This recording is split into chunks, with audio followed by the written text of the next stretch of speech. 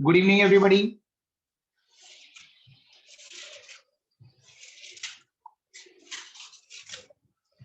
Good evening, everybody. आपको आवाज आ रही है मेरी या नहीं? Yes, sir. Okay.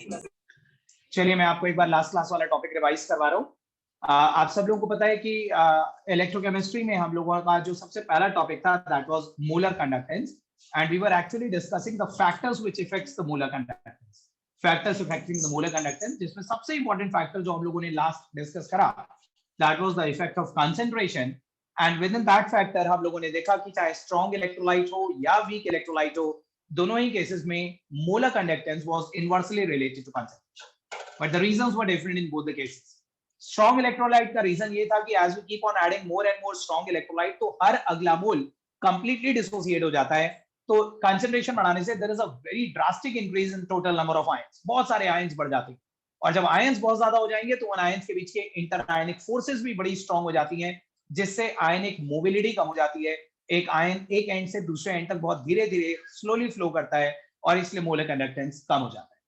Molar conductance मतलब एक आयन जब अकेला प्रेजेंट था ना बीकर के अंदर तब वो रैपिडली फ्लो कर सकता है, लेकिन अब वही आयन दूसरे आयंस के आने की वजह से अब स्लोली फ्लो कर पा रहा है क्योंकि दूसरे आयन उसे पुल कर रहे हैं, ठीक है, अपोजिटली चार्ज है, तो आयनिक मोबिलिटी कम हो जाती है। वीक में हम लोगों ने डिस्कस करा था कि वीक इलेक्ट्रोलाइट, ऑलरेडी आपको पता है एक वीक इलेक्ट्रोलाइट वीक होती है, वो पूरी डिसोसिएट नहीं होती। सपोज कीजिए एक मोल आपने डाला वो 60% डिसोसिएट हो रहा है, लेकिन अगर आप दो मोल्स एक साथ डाल देते तो दोनों 60-60 नहीं होते, अब दोनों 50-50 होते, और तीन मोल एक साथ डाल देते तो हो सकता है दोनों 40-40-40 ही होते, ठीक है। ये ऐसा क्यों हो रहा है? क्योंकि alpha is inversely related to C. Weak electrolyte का जो डिग्री ऑफ डिसोसिएशन होता है वो कंसंट्रेशन के इनवर्सली रिलेटेड होता है। कम कंसंट्रेशन पे इलेक्ट्रोलाइट ज्यादा डिसोसिएट होती है, ज्यादा कंसंट्रेशन पे वो और कम डिसोसिएट होती है, तो पर मोल से मिलने वाले आयंस बहुत कम हो जाती हैं, जिसकी वजह से लैम्डा आयन कम हो जाता है। दोनों का हमने ग्राफिकल रिप्रेजेंटेशन भी देखा। स्ट्रॉन्ग में एक स्ट्रेट लाइन पैटर्न मिला हमें और वीक में एक पैराबोलिक ग्राफ मिला, लेकिन वीक में हम लोगों ने ये भी देखा कि अगर हम थोड़ी सी भी कंसंट्रेशन बढ़ा रहे थे तो there was a great dip, great fall in lambda, क्योंकि नंबर ऑफ आयंस बहुत कम हो रहे थे, अल्फा कम। इस पे डाइल्यूशन का इफेक्ट जब हम लोगों ने स्टडी करा तो हमने देखा एक स्ट्रॉन्ग इलेक्ट्रोलाइट के ग्राफ को पीछे एक्स्ट्रापोलेट करके वाई एक्सिस पे टच करा जा सकता है, और वाई एक्सिस पे जहां पे वो लैम्डा आयन को टच करेगा that would be the highest value of lambda ion which corresponds to infinite dilution, ठीक है। इनफाइनाइट डाइल्यूशन की ये वैल्यू प्रैक्टिकली नहीं निकाली जा सकती थी, सिर्फ ग्राफिकली ही निकाल पाए हम किसी भी स्ट्रॉन्ग इलेक्ट्रोलाइट। लेकिन अगर हमें किसी वीक इलेक्ट्रोलाइट के लिए पता लगाना है कि वो इनफाइनाइट डाइल्यूशन पे कितना कंडक्शन ऑफर कर सकती है, एक मोल एसिडिक एसिड उस वक्त कितना करंट कैरी करेगा जिस वक्त उसे इनफाइनाइट अमाउंट ऑफ वाटर में मिला दिया जाएगा, तो ये हम कैसे पता लगाएं? क्योंकि प्रैक्टिकली तो हम कर नहीं सकते इनफाइनाइट डाइल्यूशन। हमने सोचा यहाँ पे भी ग्राफ को पीछे एक्स्ट्रापोलेट करेंगे, बट यहाँ पे ग्राफ भी पीछे एक्स्ट्रापोलेट नहीं हो पाया because the slope was so steep that the graph became parallel to Y axis. तो हमारे सामने एक प्रॉब्लम अराइज हुई कि लैम्डा इन्फिनिटी किसी भी वीक इलेक्ट्रोलाइट का कैसे निकाला जाए, और इसके लिए कॉलरॉश लॉ डेवलप करेंगे। कॉलरॉश वाज द साइंटिस्ट जिसने हमें एक इंडिपेंडेंट theoretical मेथड दिया, इनडायरेक्ट theoretical मेथड दिया to determine the lambda infinity for weak electrolyte. क्या आप सब लोगों को कॉलरॉश लॉ याद है? बिना कॉपी में से देखे आप मुझे बता सकते हैं? शिखा ऐसे ही समझा दो थोड़ा बहुत, कॉलरॉश ने क्या बताया था कुछ तो याद होगा।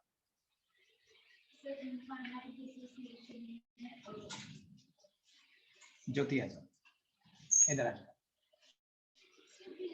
प्रिया सॉरी, कभी कभी आओगे तो ऐसे ही होगा, नाम भूल जाऊंगा। आप बताइए।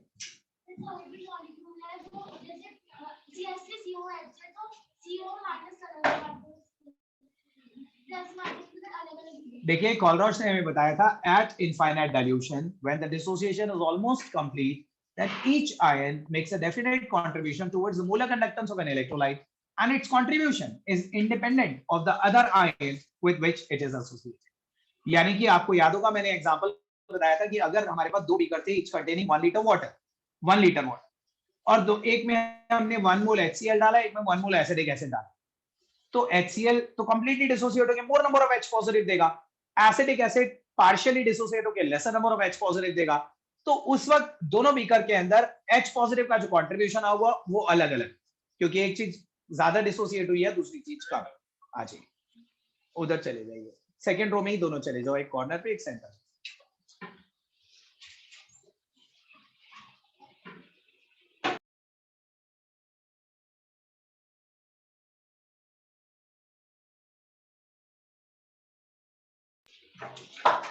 लेकिन जब मैंने यही एसिटिक एसिड और HCl infinite amount of water में डिसॉल्व करे, हमने कंसीडर करा, प्रिज्यूम करा कि अगर दोनों बीकर के अंदर इनफाइनाइट डाइल्यूशन, और उस इनफाइनाइट डाइल्यूशन पे हमने 1 मोल HCl और 1 मोल एसिटिक एसिड डाला, तो HCl तो अब भी पूरा डिसोसिएट होगा क्योंकि वो तो स्ट्रांग है, लेकिन अब एसिटिक एसिड भी नियरली स्ट्रांग बन गया। और ये बात हमें alpha is inversely related to C वाले रिलेशनशिप से पता चली कि इनफाइनाइट डाइल्यूशन पे कंसंट्रेशन जब बिल्कुल मिनिमम हो गई होगी तो ऑब्वियसली अल्फा मैक्सिमम हो गया होगा, एक वीक इलेक्ट्रोलाइट भी स्ट्रांग को अप्रोच कर गई होगी, इस वक्त तो एसिटिक एसिड भी पूरा डिसोसिएट हो गया होगा। और अब चाहे एसिटिक एसिड का H+ हो या HCl का H+ हो, अब हम कह सकते हैं इनफाइनाइट डाइल्यूशन तो दोनों बराबर कंडक्शन ऑफर करेंगे क्योंकि दोनों ही कंप्लीटली डिसोसिएट हुए हैं। तो इनफाइनाइट डाइल्यूशन पे एक्चुअली कुछ वीक नहीं होता, every electrolyte becomes alike, every electrolyte becomes strong, ठीक है। और अगर हर इलेक्ट्रोलाइट स्ट्रांग है, हर इलेक्ट्रोलाइट एक जैसी ही डिसोसिएट हो रही है, तो एक पर्टिकुलर आयन चाहे किसी भी इलेक्ट्रोलाइट में से मिले वो फिक्स्ड मोलर कंडक्टेंस ऑफर करे, ठीक है। बताइए क्लियर थी कॉलरॉश लॉ? इस कॉलरॉश लॉ के बेसिस पे हमने ये भी देखा कि हमने कैसे प्रेडिक्शन करा लैम्डा एम इंफिनिटी का। पहले हमने lambda M infinity of acetic acid को 2 पार्ट्स में स्प्लिट करा, एसिटेट प्लस H पॉजिटिव। फिर हमने राइट साइड में कुछ स्ट्रॉन्ग आयंस के कंट्रीब्यूशन ऐड एंड सब्ट्रैक्ट करे, और हमने पूरी राइट साइड को रिकॉन्स्टिट्यूट कर दिया स्ट्रॉन्ग इलेक्ट्रोलाइट्स की टर्म्स में। 3 ऐसी स्ट्रॉन्ग इलेक्ट्रोलाइट बन गई जिनका लैम्डा एम हम ग्राफिकली अप्रोच कर सकते हैं, और हम वहां से ग्राफिकली उन स्ट्रॉन्ग इलेक्ट्रोलाइट का लैम्डा एम इंफिनिटी निकाल के जब फॉर्मूले में रखते हैं तो वीक इलेक्ट्रोलाइट का भी लैम्डा एम इंफिनिटी पता लग जाता है। एक तो हमने ये करा था, मैंने थोड़ा ज्यादा पीछे से ही रिवाइज करवा दिया आपको। इसके बाद मैंने आपको फैराडेज लॉ भी स्टार्ट करवा दी थी, Faraday's laws of electrolysis. Faraday's ने, माइकल फैराडे ने इलेक्ट्रोलिसिस बेस हमें 2 लॉज, उसके लिए पहले आपको ये समझना जरूरी था कि इलेक्ट्रोलिसिस में होता क्या है। मैंने बहुत सिंपल लैंग्वेज में आपको बताया था कि इलेक्ट्रोलिसिस के टाइम पे एक कंटेनर के अंदर एक कॉमन इलेक्ट्रोलाइट होती है जो मोल्टन या एक्वस कुछ भी हो सकती है, and within that electrolyte हम 2 इलेक्ट्रोड इमर्स करके उनके बीच में एक बैटरी लगाते हैं, और जैसे ही इस बैटरी से करंट अंदर जाता है तो सबसे पहला स्टेप होता है कि अंदर जो भी इलेक्ट्रोलाइट होती है वो अपने आयंस में स्प्लिट होती है। जैसे NaCl का मैंने एग्जांपल दिया था, तो NaCl स्प्लिट हुआ Na positive plus Cl negative में। लेकिन बस स्प्लिट होने का मतलब ये नहीं कि बस स्प्लिट हो गया अब कुछ नहीं होगा, फर्दर तैरते रहेंगे ऐसे। स्प्लिट होने के बाद ये आयंस अपोजिट प्लेट की तरफ माइग्रेट करेंगे अपने आप को न्यूट्रलाइज करने के लिए, ठीक है। Cl नेगेटिव पॉजिटिव प्लेट पे जाएगा, Na पॉजिटिव नेगेटिव प्लेट पे जाएगा। Cl नेगेटिव जैसे ही पॉजिटिव प्लेट पे पहुंचता है, ये पॉजिटिव प्लेट है, जैसे ही एक नेगेटिव आयन पॉजिटिव प्लेट पे पहुंचेगा तो ये पॉजिटिव प्लेट अपने अट्रैक्शन से इसके इलेक्ट्रॉन को पुल कर लेगी, यानी कि Cl अपना इलेक्ट्रॉन निकाल के प्लेट को दे देगा। Oxidation, this is called the loss of electron oxidation, और Cl2 गैस तो उड़ जाएगी, और जो इलेक्ट्रॉन प्रोड्यूस होंगे वो इलेक्ट्रॉन एक्सटर्नल सर्किट के थ्रू कैथोड पे पहुंचेंगे। कैथोड पे कैटायन, द पॉजिटिव आयन, वो इलेक्ट्रॉन गेन करने का वेट कर रहा है। तो जैसे ही सोडियम को यहाँ पे इलेक्ट्रॉन मिलते हैं पीछे से आते हुए, सोडियम इन इलेक्ट्रॉन को कैप्चर करके वो भी न्यूट्रल हो जाता है, और वो न्यूट्रल होता है इस प्लेट के ऊपर ही डिपॉजिट होता है। जो भी मेटालिक या जो भी सॉलिड चीज कैथोड पे रिड्यूस होती है वो कैथोड की प्लेट के ऊपर ही डिपॉजिट हो जाती है। तो ये फैक्ट है कि जब भी आप इलेक्ट्रोलिसिस करेंगे, in case of any solid ion being reduced, cathode पे डिपोजिशन होगा, cathode with the passage of time thicker होती चली जाएगी। इसी डिपोजिशन से रिलेटेड हमने फर्स्ट लॉ पढ़ी थी, माइकल फैराडे ने हमें ये बताया, the mass of this substance deposited at cathode is directly proportional to the quantity of charge pass through it, यानी m is directly proportional to q।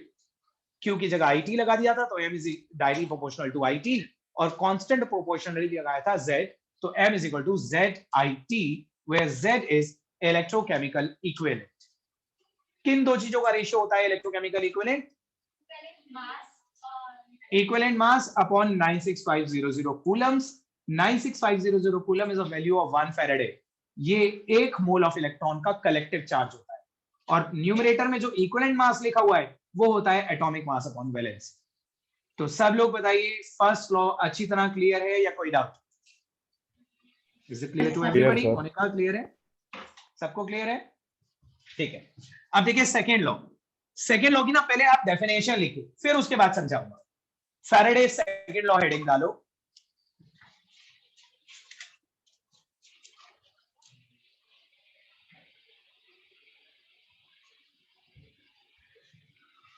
Faraday's second law. When same amount of current when same amount of current is passed, when same amount of current is passed through different electrolytic solutions, through different electrolytic solutions connected in series, different electrolytic solutions connected in series, then the masses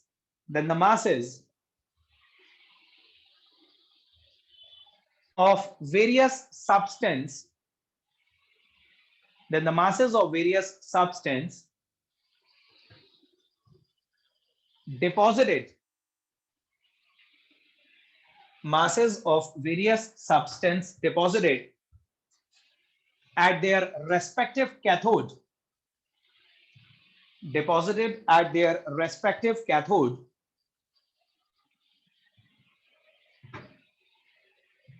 are proportional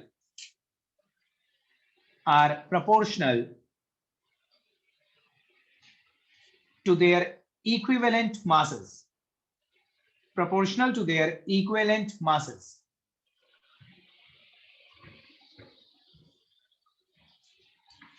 एक बार repeat कर रहा हूं, दोबारा से सुनिए. When same amount of current is passed through different electrolytic cells connected in series, then the masses of various substance deposited at their respective cathode are proportional to their equivalent masses. इसका मतलब समझाता हूं, बहुत simple सी law है, ध्यान से देखिए, कुछ ड्रॉ नहीं करना, अभी नहीं करना, बाद में करिएगा. Let us consider an electrolytic cell जिसके अंदर दो इलेक्ट्रोड इमर्स्ड हैं और हम ZnSO4 का इलेक्ट्रोलिसिस कर रहे हैं. मैंने अभी वायर नहीं लगाया, मैं लगाऊंगा लेटर ऑन, बट आप इमेजिन करो दो इलेक्ट्रोड्स हैं और हम जिंक सल्फेट का इलेक्ट्रोलिसिस कर रहे हैं. कैन एनीबडी टेल मी कि इसके कैथोड पे क्या डिपॉजिट होगा? Zinc.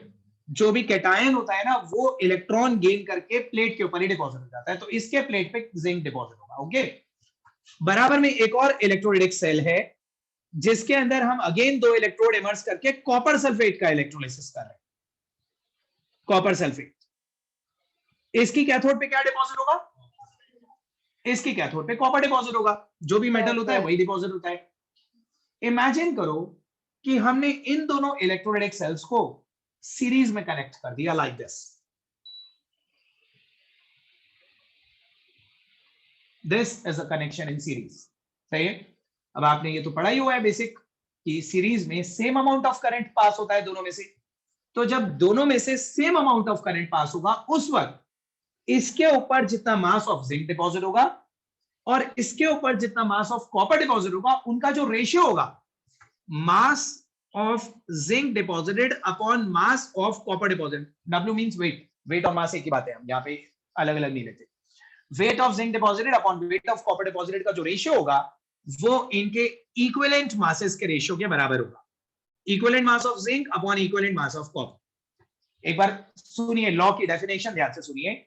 When same amount of current is passed through different electrolytic cells connected in series, then the masses of various substances deposited at their respective cathode are proportional to their equivalent masses.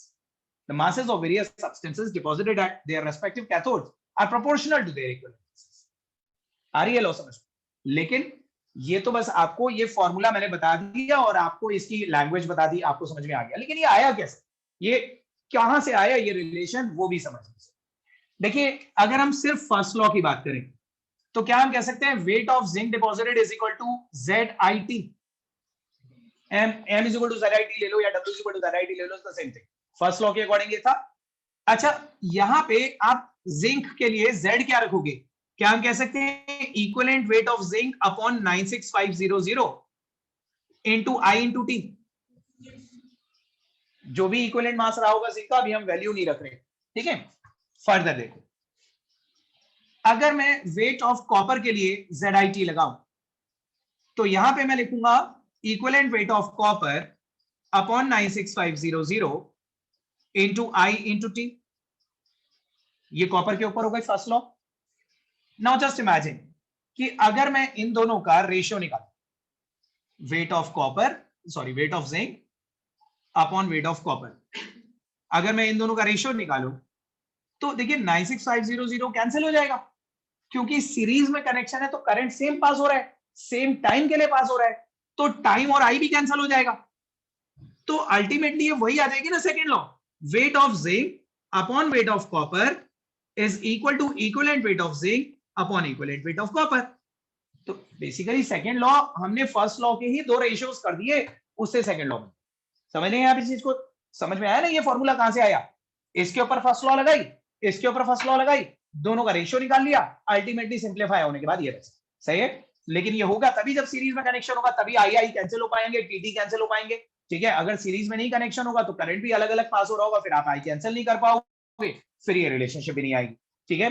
तो अभी आपको क्या करना है, बस ये एक rough सा डायग्राम बना के ये वाला फॉर्मूला नोट करो, जिंक और कॉपर का एग्जांपल।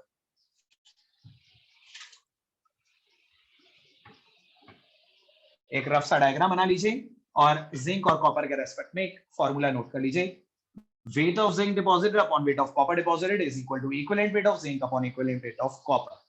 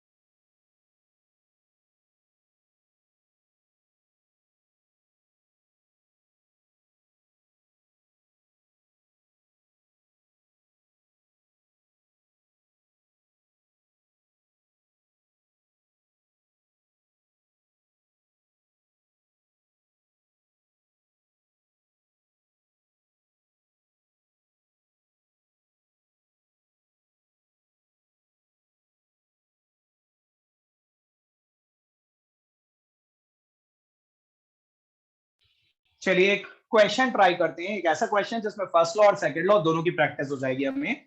एक क्वेश्चन लिखिए, this is a very important NCERT की बैक एक्सरसाइज का क्वेश्चन है, लेकिन एनसीईआरटी ओपन करने की जरूरत नहीं है, मैं क्वेश्चन बोल रहा हूं, लिखिए। three electrolytic cells containing ZnSO4, AgNO3 and CuSO4 are connected in series.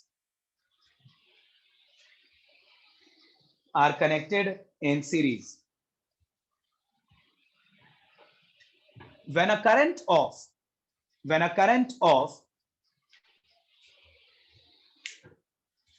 1.5 amperes, when a current of 1.5 amperes was passed through them, 1.5 amperes was passed through them, then 1.45 gram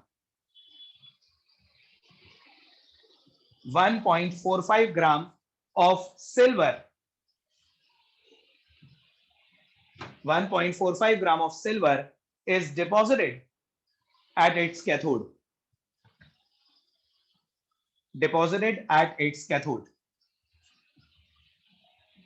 1.45 gram of silver is deposited at its cathode.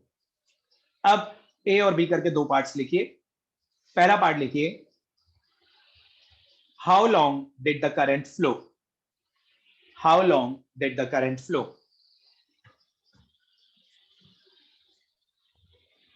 और second part लिखिए, पहला part है how long did the current flow, मतलब क्या निकालना है, time. और second part है what mass of zinc is deposited, what mass of zinc is deposited.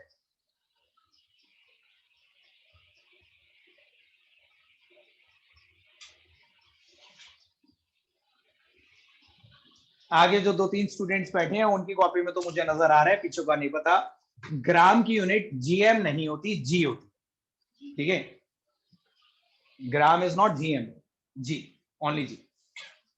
चलिए करिए।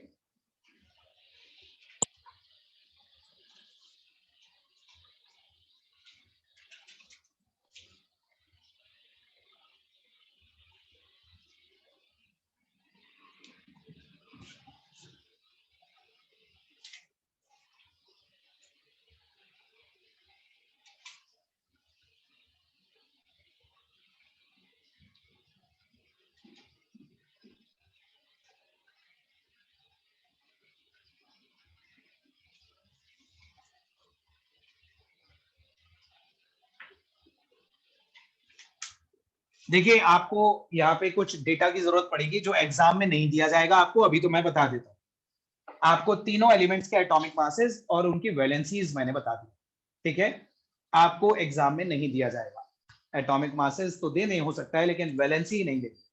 आपको खुद पता होना चाहिए कि Zn2+ होता है, कॉपर 2+ होता है, लेकिन Ag+ होता है, ठीक है। तो वैलेंसी 2, 2 और 1 है।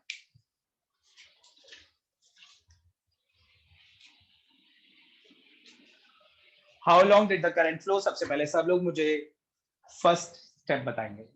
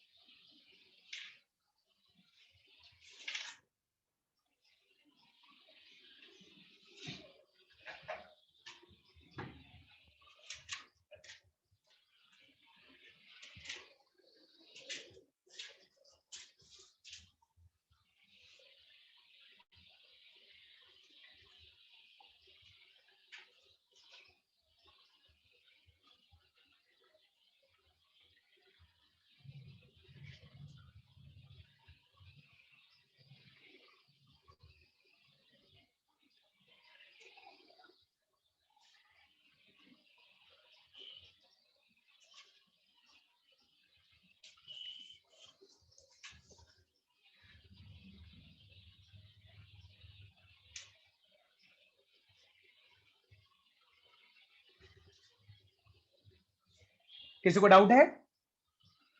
याशिका, नहीं पता चल रहा कैसे स्टार्ट करना है? बोलो। सिल्वर का मास दे रखा है आपको, कितना डिपॉजिट हुआ बताओ, पढ़ो। बीच वाले सेल में सिल्वर कितना डिपॉजिट हुआ, 1.45। तो सिल्वर पे M = ZIT लगाओ और उससे T निकालो। I भी दे रखा है, Z निकालने का डेटा भी दे रखा है, तो सिल्वर के ऊपर M = ZIT अप्लाई करके T निकालो।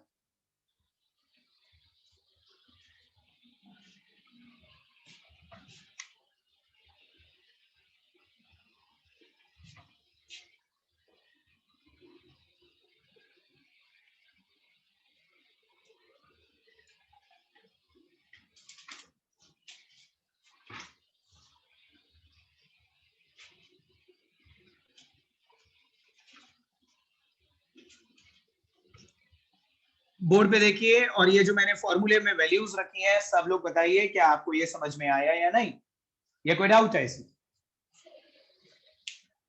कोई सी भी वैल्यू में किसी को डाउट है? दृष्टि, गौरी,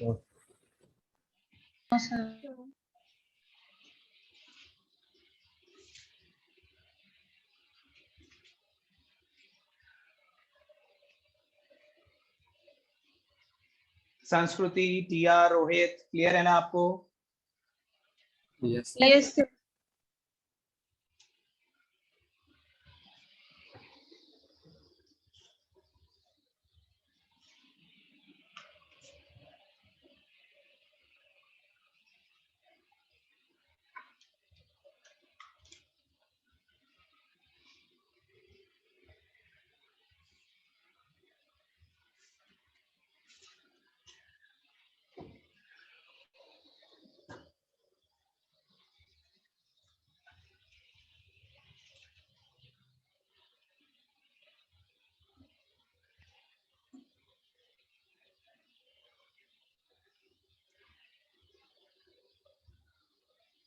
भूमिका, कॉर्नर वाले दोनों स्विच ऑफ नीचे।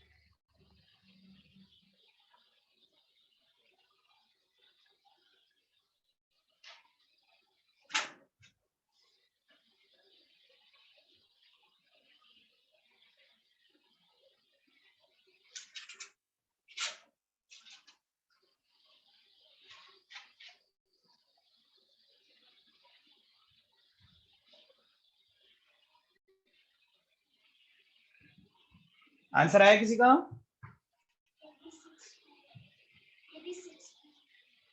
Point 3 unit second.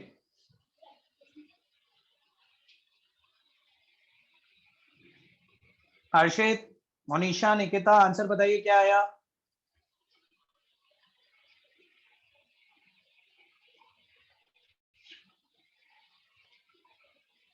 अलीशा कितना हो गया?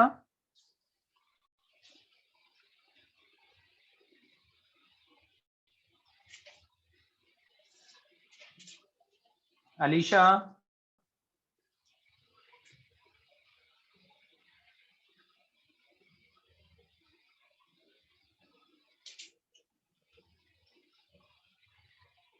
गौरी,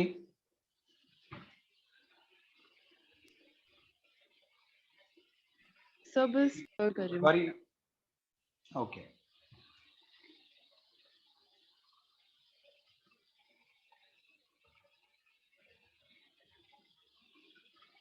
आदित्य आ गया?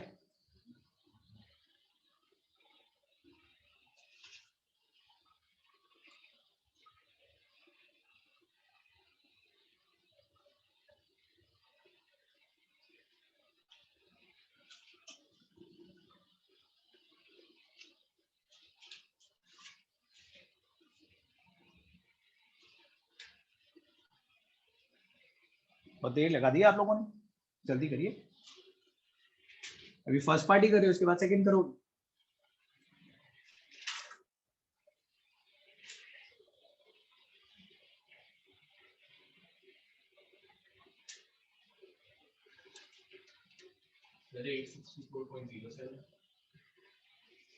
ओके,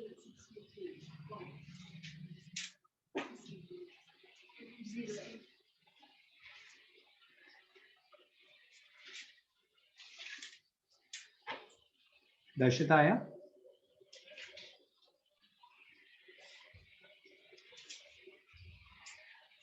ओके टिया, एंड बिल्कुल सही आंसर आ रहा है कुछ स्टूडेंट्स का। एग्जैक्ट आंसर इसका है 863.7 seconds. This is the exact answer. थोड़ा बहुत वेरिएशन चल जाएगा, आप 864 भी रिपोर्ट करोगे तो वो भी गलत नहीं है, but this is the correct answer, 863.7 seconds. Okay, तो जिन लोगों का 86 पॉइंट समथिंग आ रहा है वो डेसिमल की कहीं मिस्टेक कर रहे हैं, एक बार चेक करिए।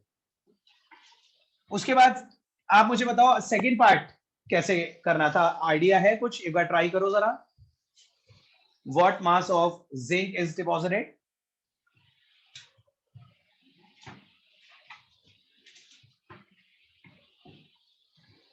अच्छा मुझे बताओ, what mass of zinc is deposited? First law से करें या सेकंड लॉ से, या किसी से भी कर सकते हैं? कर तो हम किसी से भी सकते हैं, even m is equal to ZIT first पे भी लगा सकते हैं। m हमें मालूम है, m निकालना है, ZIT हम पता लगा लेंगे। लेकिन सेकेंड लॉ से कैलकुलेशन थोड़ी इजी रहेगी। देखो सेकेंड लॉ से स्टेप 2 में क्या हम ये कह सकते हैं, weight of zinc deposited upon weight of silver deposited is equal to equivalent weight of zinc upon equivalent weight of silver. Weight of zinc हमें निकालना है, let it be x, but weight of silver तो हमें question में दे रखा है 1.45. Equivalent weight of zinc क्या होगा बताओ, डेटा देखो बताओ, equivalent weight of zinc क्या होगा? आयशिमा 32.65 होगा क्या, बताओ ना, रेशियो में बताओ क्या होगा?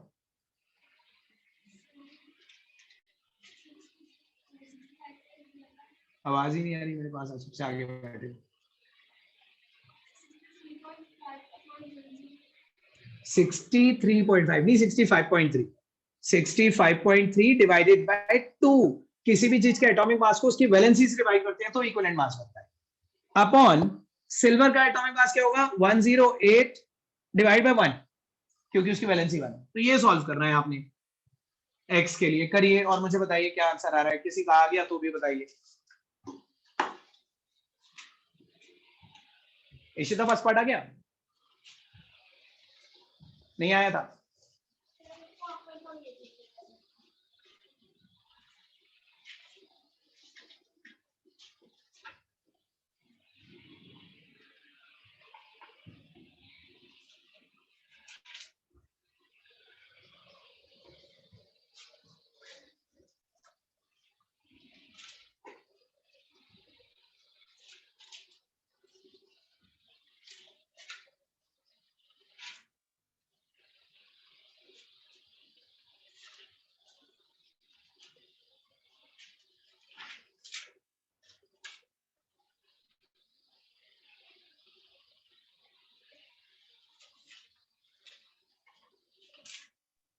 सर 0.43 है क्या आंसर?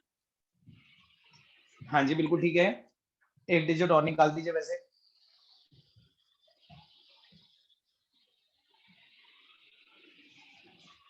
Okay Tiya, sir 0.4383। बिल्कुल ठीक।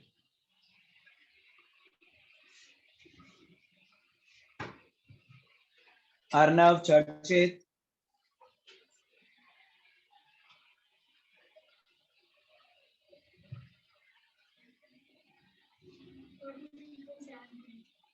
Forty 43.75, So 0.438 gram of zinc.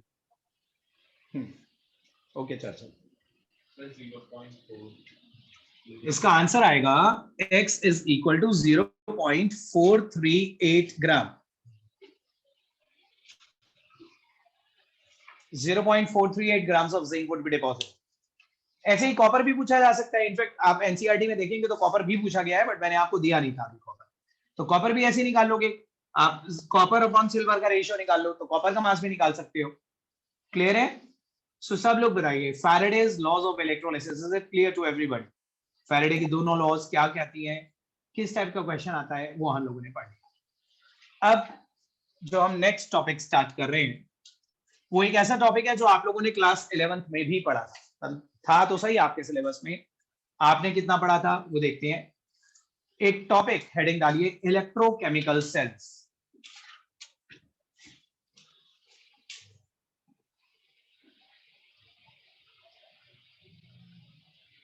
देखिए अभी जो हमने रिसेंटली फैराडेज लॉ पढ़ी ना, this was related to electrolytic cell, ये इलेक्ट्रोलाइटिक सेल से रिलेटेड हमने कॉन्सेप्ट पढ़ा। अब हम जितना भी रिमेनिंग कॉन्सेप्ट इस चैप्टर में पढ़ेंगे वो सब इलेक्ट्रोकेमिकल सेल से रिलेटेड। आपको याद होगा स्टार्टिंग में हमने डिस्कस करा था, electrochemical cells are the devices which convert the chemical energy to electrical energy. ये केमिकल एनर्जी को इलेक्ट्रिकल एनर्जी में कन्वर्ट करते हैं, ठीक है। लेकिन अब मैं आपको इसके बारे में ना कुछ बेसिक्स बताता हूं। सबसे पहले सुनिए, जितने भी इलेक्ट्रोकेमिकल सेल्स होते हैं ना, यानी कि ऐसे सेल्स जिनसे इलेक्ट्रिसिटी ऑब्टेन करी जाती है, वो भी दो टाइप के होते हैं। एक होते हैं नॉन कमर्शियल और एक होते हैं commercial.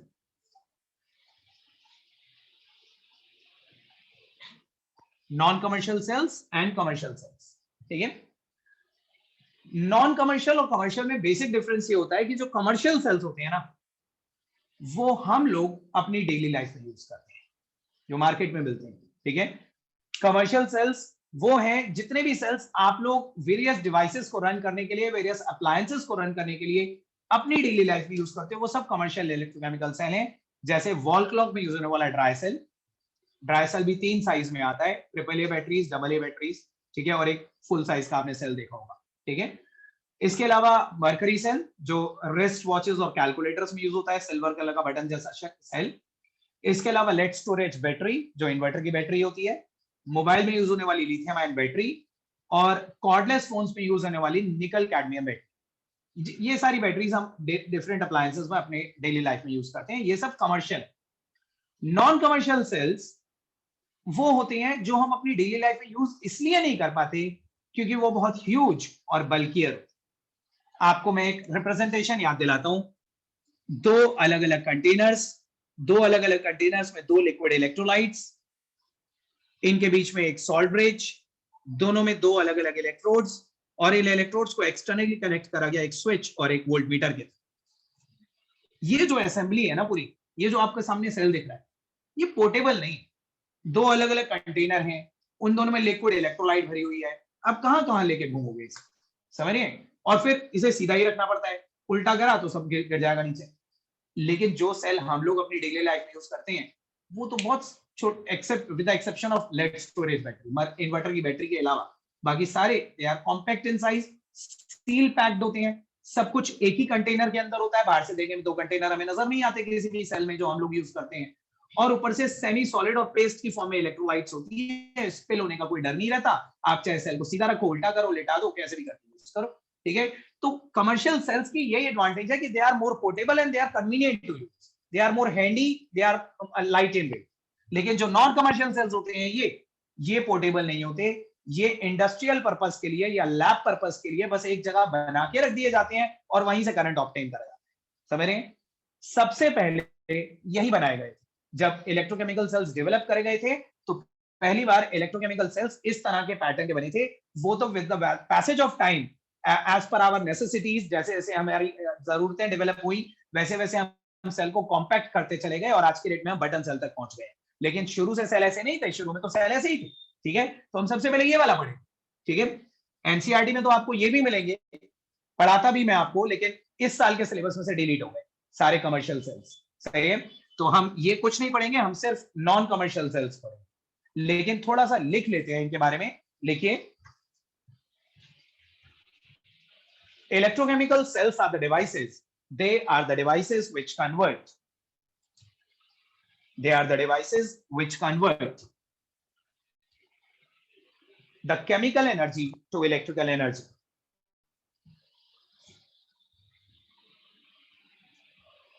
Chemical energy to electrical energy.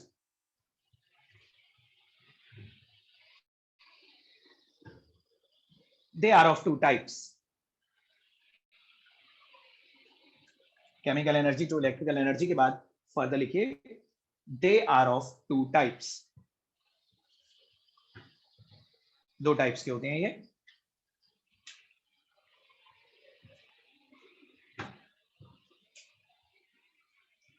पहला लिखिए, non commercial electrochemical cells.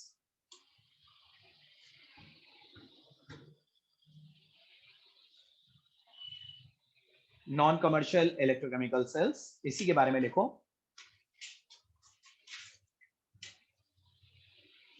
they are bulkier in size,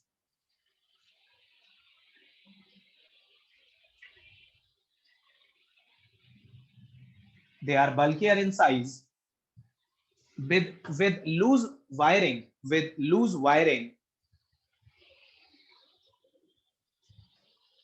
and liquid electrolytes, with loose wiring and liquid electrolytes,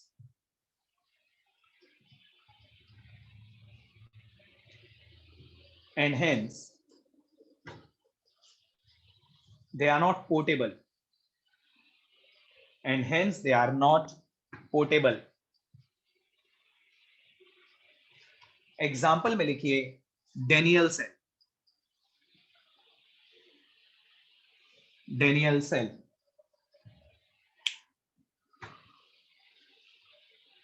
दूसरा लिखिए commercial cells, commercial electrochemical cells.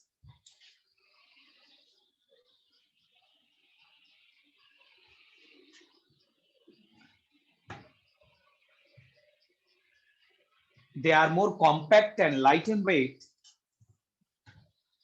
They are more compact and light in weight. More compact and light in weight. With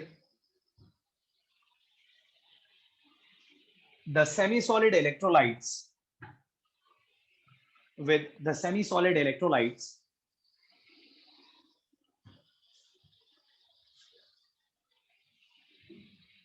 Due to which they are portable,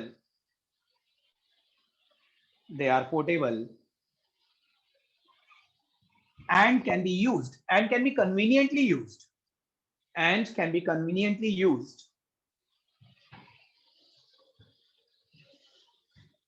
in any orientation, can be conveniently used in any orientation.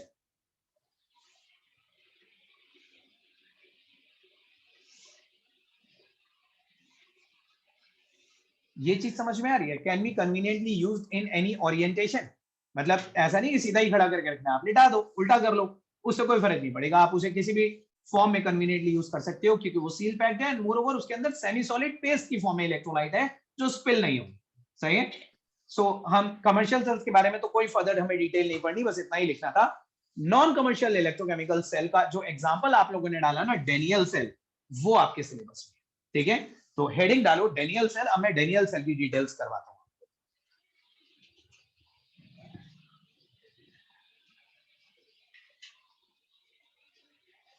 देखिए, electrochemical cells को अलग अलग नाम दिए जाते हैं depending upon कि आप वहां पे कौन कौन से मेटल की इलेक्ट्रोड यूज कर रहे हैं। डेनियल सेल हम उस इलेक्ट्रोकेमिकल सेल को बोलते हैं जिसमें जिंक और कॉपर की इलेक्ट्रोड होती है। अगर आप जिंक और कॉपर के अलावा कोई दूसरी ले लो तो फिर उसका कोई दूसरा नाम हो जाएगा, ठीक है? जिस साइंटिस्ट ने जो कॉम्बिनेशंस यूज करे उसने अपना अपना नाम दे दिया, ठीक है? तो डेनियल सेल वो है जो जिंक एक जिसमें एक इलेक्ट्रोड जिंक की होती है, एक कॉपर की होती है, इसलिए इसे ZnCuSO4 सेल भी कहा जाता है। तो जो आपने हेडिंग डाली है ना डेनियल सेल, उसके आगे ZnCuSO4 सेल ऐसे भी लिख स्लैश डाल के जिंक कॉपर सल्फेट सेल। हम इस सेल का एक वेल लेबल डायग्राम दिखेंगे, इसकी वर्किंग समझेंगे और भी बहुत सारे एस्पेक्ट्स इससे रिलेटेड समझेंगे। सबसे पहले एक डायग्राम, जितने भी इलेक्ट्रोकेमिकल सेल्स होते हैं नॉन कमर्शियल वाले, उनमें आप देखेंगे दो अलग अलग कंटेनर्स आपको हमेशा मिलेंगे। लेफ्ट साइड वाले कंटेनर में इस केस में जिंक की इलेक्ट्रोड है, and that zinc electrode has been immersed in ZnSO4 solution. एक बहुत इंपॉर्टेंट कॉन्सेप्ट मैं आपको बता दूं, इलेक्ट्रोकेमिकल सेल में एक हार्ड एंड फास्ट कंडीशन ये होती है, नेसेसरी कंडीशन ये होती है कि जिस भी मेटल की आप इलेक्ट्रोड ले रहे हैं उसे उसी के आयन में डिप करना होता है। अगर आप कॉपर की इलेक्ट्रोड ले रहे हो तो कॉपर की ही इलेक्ट्रोलाइट लेनी पड़ेगी, जिंक की इलेक्ट्रोड ले रहे हो तो जिंक के ही आयंस लेने पड़ेंगे, हाइड्रोजन की इलेक्ट्रोड है तो हाइड्रोजन के ही आयंस लिए जाएंगे। तो जिस भी एलिमेंट की इलेक्ट्रोड है उसे उसके अपनी ही आयनिक सॉल्यूशन में डिप करा जाए, तभी उसमें एक टेंडेंसी लूज होगी, अराइज होगी इलेक्ट्रॉन को लूज या गेन करने, ठीक है? तो जिंक को हमने ZnSO4 में डिप कर रखा है, राइट साइड वाले कंटेनर में कॉपर की प्लेट को हमने कॉपर सल्फेट में इमर्स करा हुआ है। इंटरनली दोनों इलेक्ट्रोड्स को एक इन्वर्टेड ट्यूब के थ्रू कनेक्ट करा हुआ है,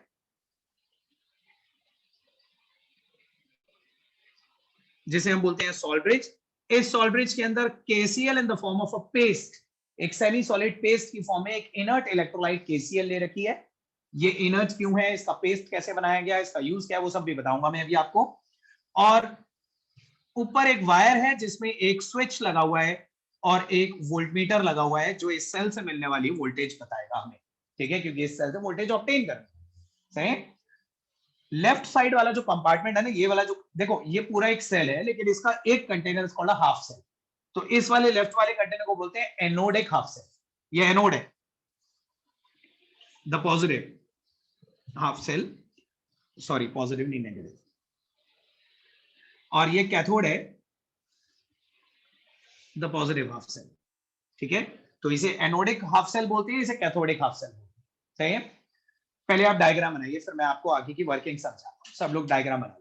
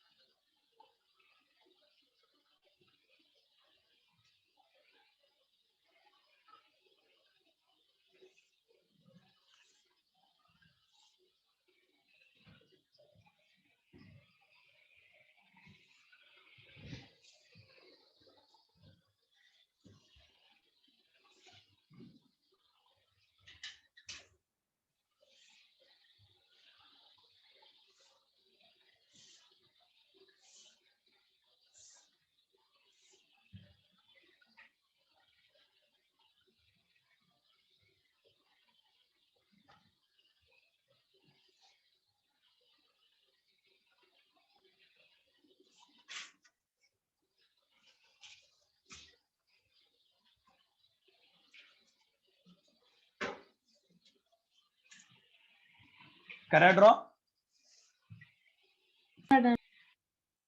ओके, चलिए इसकी वर्किंग समझते हैं।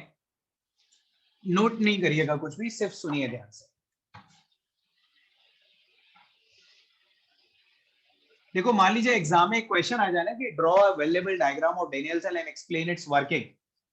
क्वेश्चन तो ये आता है कि एक्सप्लेन इट्स वर्किंग, लेकिन थोड़ा सा मिसलीडिंग सा क्वेश्चन है। जब आप ये नाम सुनते हो एक्सप्लेन इट्स वर्किंग, तो आपके माइंड में फीलिंग आती हो कि कोई थ्योरेटिकल एक्सप्लेनेशन दे रही। वर्किंग का मतलब होता है सेल के रिएक्शंस। आपको कोई थ्योरी नहीं लिखनी, आपको बस एनोड और कैथोड के रिएक्शन लिखने। ये एनोड पे क्या होगा, कैथोड पे क्या होगा, दैट इज वर्किंग। किसी भी सेल की वर्किंग वही है कि उसमें क्या रिएक्शन हो रहा है। सही है। सो वर्किंग में कोई एक सिंगल लाइन नहीं लिखनी थ्योरी में आपने, बस आपको एनोड और कैथोड का रिएक्शन बताना है और उन्हें ऐड करके ओवरऑल सेल रिएक्शन बताना है। वही मैं आपको यहाँ पे वर्किंग में बताने चाहता हूं।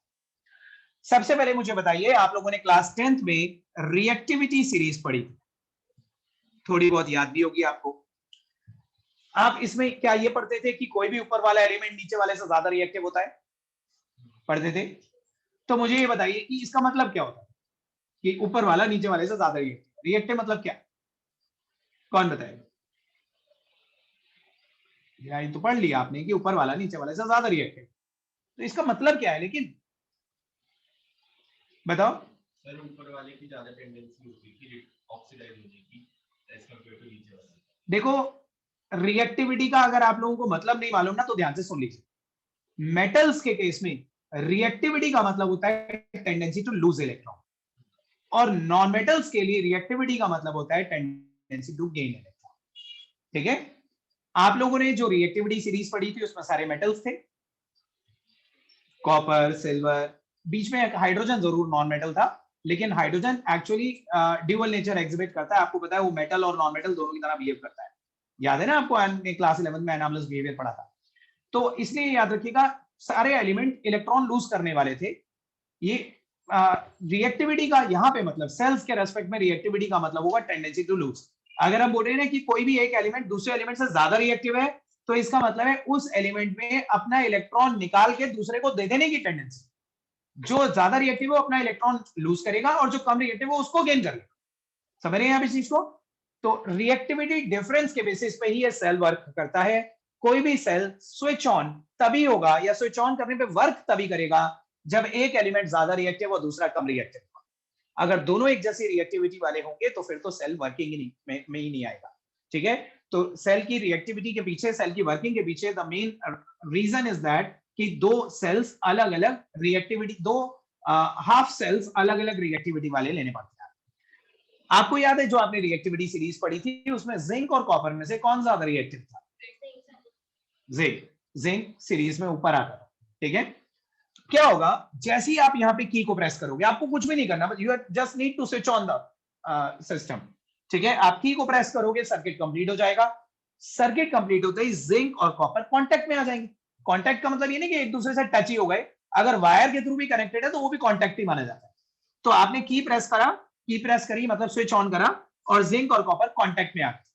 अब जैसे ही जिंक और कॉपर कांटेक्ट में आते हैं ना, जब भी दो अलग अलग रिएक्टिविटी वाले मेटल कांटेक्ट में आते हैं, ऑटोमेटिकली जो ज्यादा रिएक्टिव होता है वो इलेक्ट्रॉन्स को लूज करना स्टार्ट कर देता है। जब भी एक ज्यादा रिएक्टिव एलिमेंट कम रिएक्टिव एलिमेंट के साथ कांटेक्ट में आएगा तो ऑटोमेटिकली जो ज्यादा रिएक्टिव है वो इलेक्ट्रॉन लूज करके कम रिएक्टिव की तरफ भेजने लगेगा। तो यहाँ पे भी यही होगा कि जैसे ही हमने की को प्रेस करा, हमने देखा जिंक की प्लेट ने इलेक्ट्रॉन लूज करने स्टार्ट करे और वो इलेक्ट्रॉन एक्सटर्नल सर्किट के थ्रू माइग्रेट करते हुए कैथोड की तरफ ड्रिफ्ट होने लगे। ठीक है, अब ये सोचो कि जब जिंक की प्लेट इलेक्ट्रॉन लूज करेगी तो खुद क्या बन जाएगी? देखिए, एट एनोड, एनोड पे हमेशा ऑक्सीडेशन होता है, ये बात याद रखिएगा, which is the loss of electron. Anode पे होगा Zn सॉलिड विल गिव, नजर आ रहा है, इसमें पीछे से बना लेता हूं। देखिए, एट एनोड ऑक्सीडेशन होगा, Zn solid will give Zn2 positive aqueous plus 2 electron. मतलब प्रैक्टिकल विजुअलाइजेशन क्या होगी, आप अगर देखोगे सेल को तो आप देखोगे जब आप की प्रेस करते हो तो ये इलेक्ट्रोड गलने लगते, डिकम्पोज होने लगती है और इसमें से Zn2 प्लस निकल के सॉल्यूशन में आने लगता है, Zn2 प्लस एक्वस, और वो जो दो इलेक्ट्रॉन रिलीज हुए वो इलेक्ट्रॉन एक्सटर्नल सर्किट के थ्रू कैथोड पे माइग्रेट करने लगता है। किसी भी सेल में anode goes on becoming thin with the passage of time, electrochemical cells में। सही है, तो ये एनोड एक जो प्लेट है ये थिन होती जाएगी, डिकम्पोज होती जाएगी, इसमें से Zn2 प्लस निकल के सॉल्यूशन में आता जाएगा, दो इलेक्ट्रॉन एक्सटर्नली बाहर कैथोड की तरफ जाएंगे।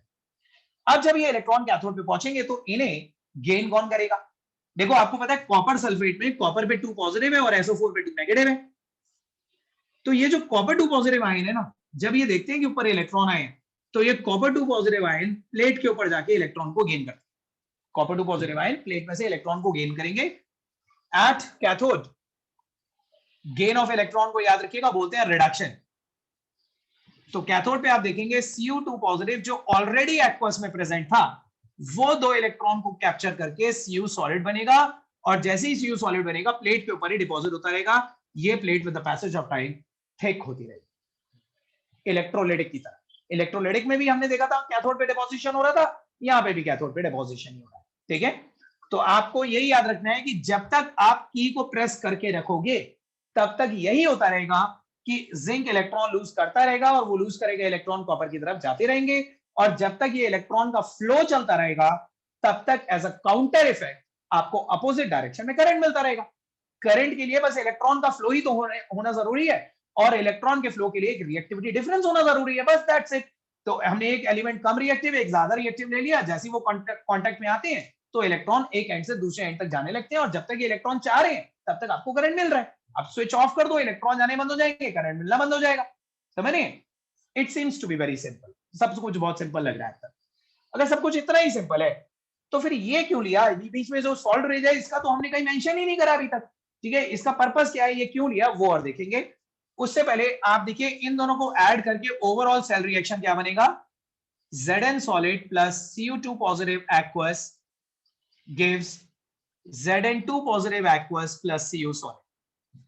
तो अगर आपको एग्जाम में आती है वर्किंग, तो वर्किंग में बस ये लिखने हैं 3 रिएक्शंस, तो वर्किंग हेडिंग डाल के ये 3 रिएक्शंस नोट करिए।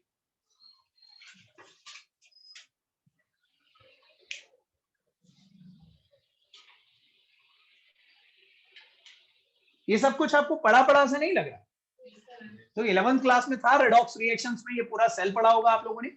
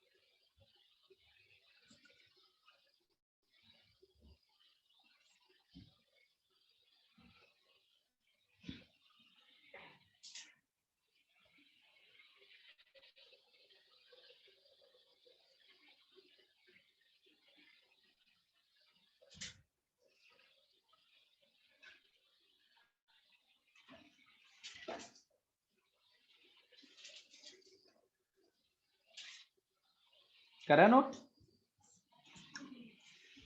सबने नोट करा? सर तो देख, हाँ बोलो, अच्छा नोट कर लो।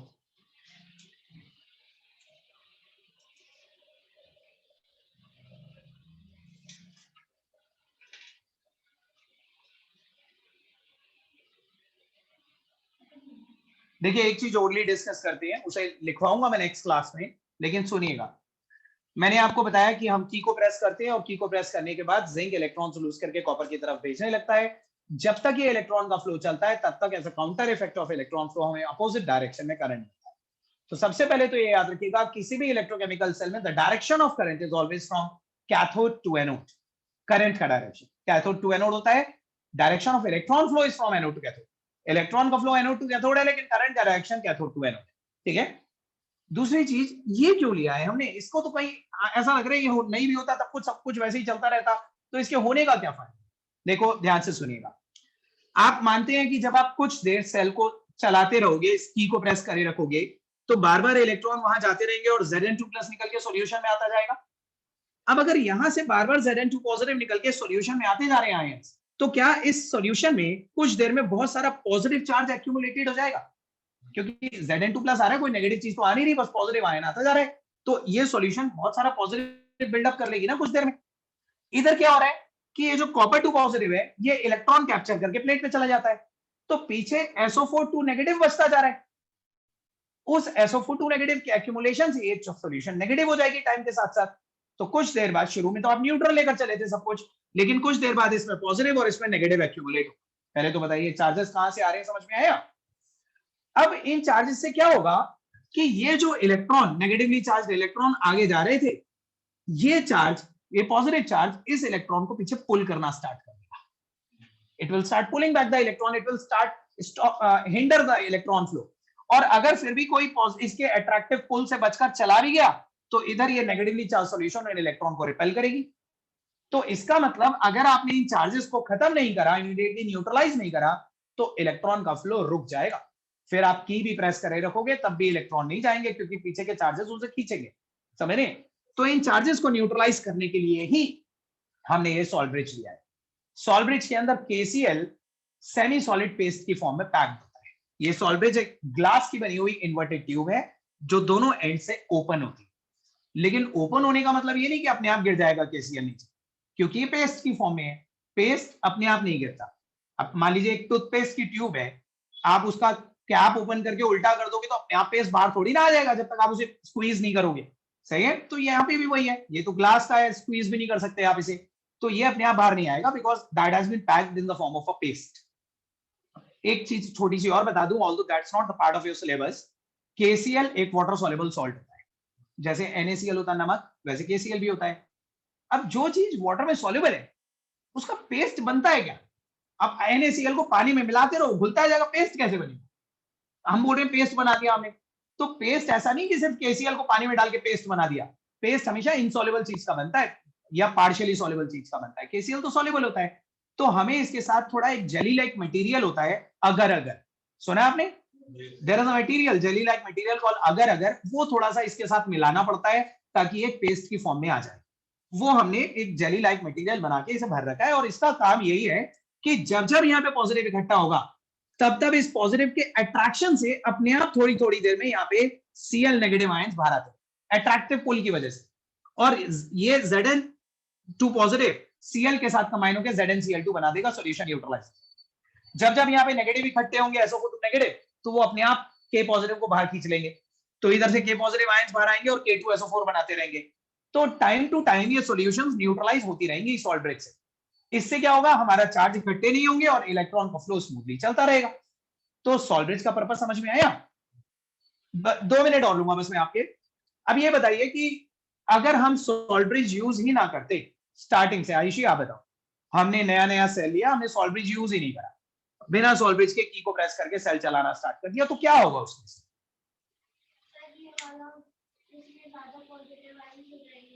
मतलब कितनी देर बाद, थोड़ी बहुत देर सेल चल जाएगा या नहीं चल जाएगा अगर हम बिना सॉल्ट ब्रिज के भी चलाएंगे तो? बताओ सब लोग, शिखा क्यों? आप बताइए। देखिए, अगर आपको ये लगता है ना कि अगर हम सॉल्ट ब्रिज नहीं लेंगे तो कम से कम तब तक तो सेल चल जाएगा जब तक चार्जेस इकट्ठे नहीं हो जाते, तो मैं आपको बता दूं सेल स्टार्ट भी नहीं होगा, क्योंकि सॉल्ट ब्रिज का दूसरा फंक्शन है इट कंप्लीट्स द सर्किट। पहला फंक्शन तो था it neutralise the electrolytic solutions, दूसरा it completes the circuit. Circuit देखो, आप मुझे ये बताओ कि एक कंटेनर ये, एक कंटेनर ये, और आपने यहां से यहां कनेक्ट कर दिया, क्या ये क्लोज लूप बना? क्या एक साइकिल बनी? और जब तक ये क्लोज लूप नहीं बनता तब तक सर्किट कंप्लीट कहां होता है?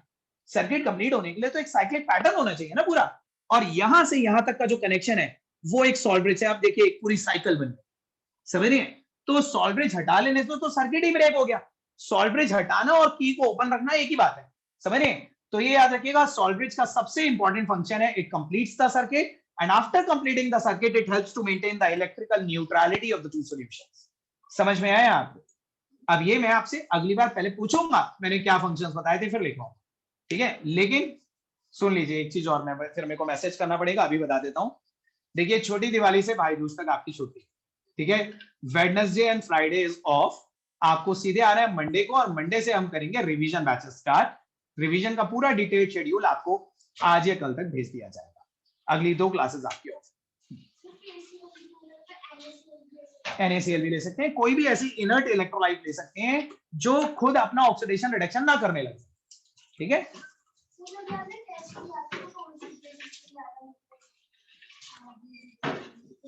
किसी बेसिस पे नहीं था, ये मत सोचो कि मैंने वीक स्टूडेंट्स को बुलाया था, और ना ये सोचो कि मैंने बहुत इंटेलिजेंट वालों को बुलाया था।